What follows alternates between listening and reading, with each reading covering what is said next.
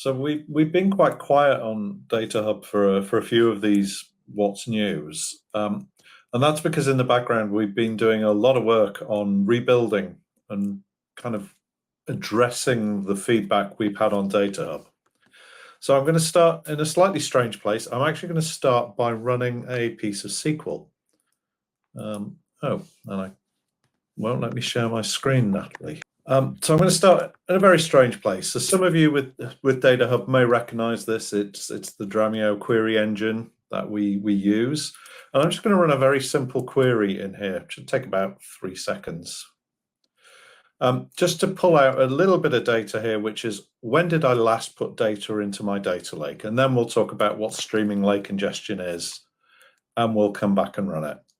And typical live queries, I said about 3 seconds, and it's on a go slow. Anyway, let me flip over to the slides. So what does DataHub today do? The current version that's been on the market for nearly 7 years now. We offload data hourly. So once an hour from the operational store, we take Cumulocity data and we put it into your data lake. That creates a bit of a latency gap. Today, DataHub is based on Apache Parquet, which was a very solid choice when we built the first version of DataHub. But one of the side effects of that is you get minimal metadata about the data in your data lake, which actually makes it a little bit trickier to plug in your own query engines, so Databricks or Trino. And we provided the ability to manually configure your offloading jobs. So this gives you a lot of flexibility, but what we were hearing from our customers is that doesn't scale well. If you start to deploy DataHub across 20 or 30 tenants, with maybe 20 or 30 offloading jobs, that becomes a fairly significant number of offloading jobs that need managed and maintained. And yeah, sure, there's an unofficial API you can use to automate some of that, but that's still a lot of burden. So what our customers have been saying to us is, we want the data quicker. Apache Parquet was fine when you picked it, but that world has moved on, and we don't want to manage all of these offloading jobs. So over the last 18 months, we've been working on this DataHub streaming lake ingestion. And the objectives we had for this, and we're in private preview right now, and I'll elaborate a little bit more on what that means on a later slide. So what we're aiming for is to get that data into your data lake within 5 minutes, straight into the lake. We're basing it and moving to Apache Iceberg. What that brings not only is the more modern format, but it brings richer metadata and a catalog. There's a thing called an Iceberg REST catalog. If anyone's particularly interested, we're using Apache Polaris. But what that does is give you a single integration point to plug in any modern data query engine. So whatever, Trino, Data Fusion. And the other thing is now, this is completely configuration free. The only configuration we will have in streaming lake ingestion is where is the data lake we are putting this data. So no offloading jobs. That actually automatically gives us some additional benefits. So we're automatically getting operations, which was another frequent request we had for DataHub, is can I offload operations? Also transient data. For those out there that use transient data to pass data into the streaming analytics engine, streaming lake ingestion will also see that data and pass that onto your data lake, effectively giving you still use of that data beyond streaming analytics. So to give you a bit of a picture, because I know I prefer picture, the big difference here is we're not getting this data from the operational store anymore. We're getting it straight from Cumulocity's messaging service. Comes into the streaming lake ingestion component. We're dealing with the schema evolution. Sometimes data structures change in Cumulocity, actually more than sometimes, frequently it does. So the catalog gives us a reference point of what we currently have in the lake. We can look at that. We can evolve the data in the data lake and update the catalog. And it also gives us a really easy integration point. As I say, we're already in private preview, and already people who've used this have plugged in Trino, Data Fusion, Dremio we will still use as a query engine for those that need that capability from us, but it's much, much more open. So to turn that round, what's the benefits of this? No configuration jobs, much, much simpler. You just subscribe, tell it where the data lake is, and the data will start flowing through within 5 minutes.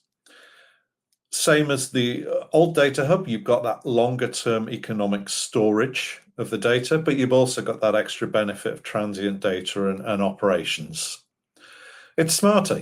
The data formats are now discoverable by your query tools. So you'll be able to just connect to the catalog. The catalog knows where the data lake is, so it's just a single connection in your query engine, and you'll start to see the data and how that evolves over time. And it's Apache Iceberg. So those that are familiar with that, they'll know that's now the market-leading open standard. All of the major players out there are supporting that. And it also removes the impact from the operational store. So we got some benefits there as well. In terms of scaling, we set the team building this, the expectations to kind of shoot 10 times higher than our highest customer on DataHub at the minute. And that's absolutely tracking that we will have that scale and robustness in there. But the next interesting question is, and this is a sneak peek on a bit of a sneak peek, we've been looking at this and trying to work out how can we use this data better in Cumulocity as well. We now have a larger data store which is better suited to things like aggregation, definitely better suited for long-term data retention because it's cheaper. So our guys have been experimenting with some visualizations built on top of this.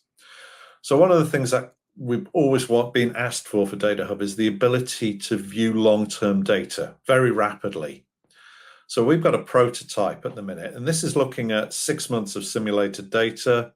It's 50 devices, 5 measurements at an interval of 1 minute. So that's about 67.5 million rows, give or take. And we've been experimenting with how do we aggregate this? So how do we take that 20 gig of raw data, get it into a performant way that you can visualize it?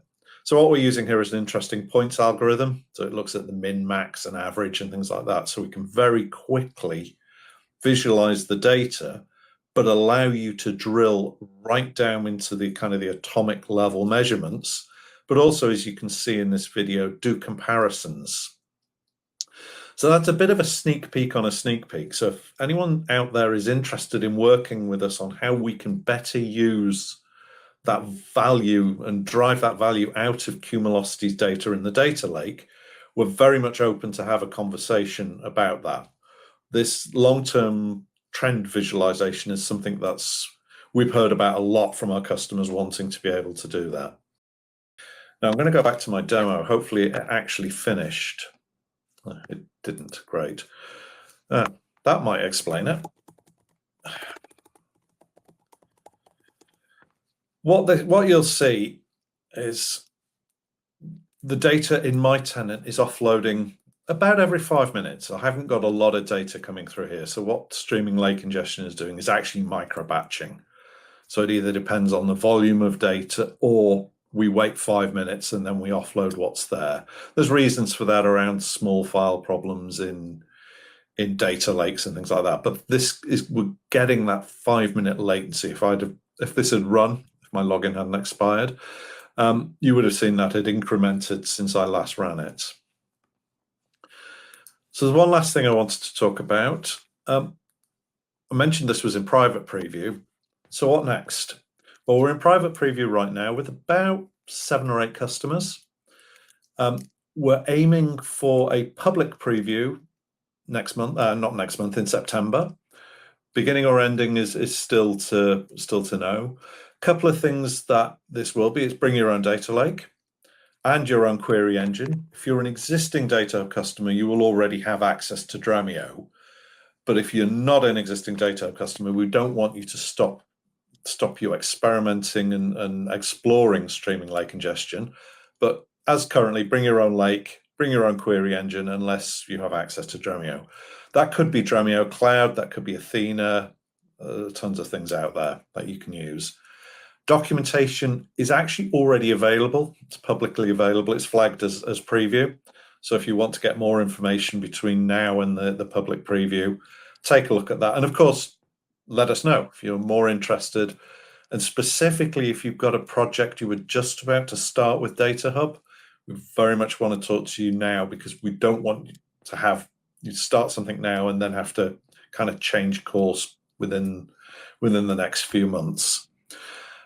We'll announce the public preview on Tech Community, and we will talk about it in much more detail at the next What's New, but the public preview will fall between these two, hence wanting to do a sneak peek with you now. And as I say, if you're interested in talking to us and have use cases about how you can use DataHub data better inside Cumulocity, please do reach out. We would love to work with some customers on refining that long-term visualization and what other types of ways we can present this data inside Cumulocity.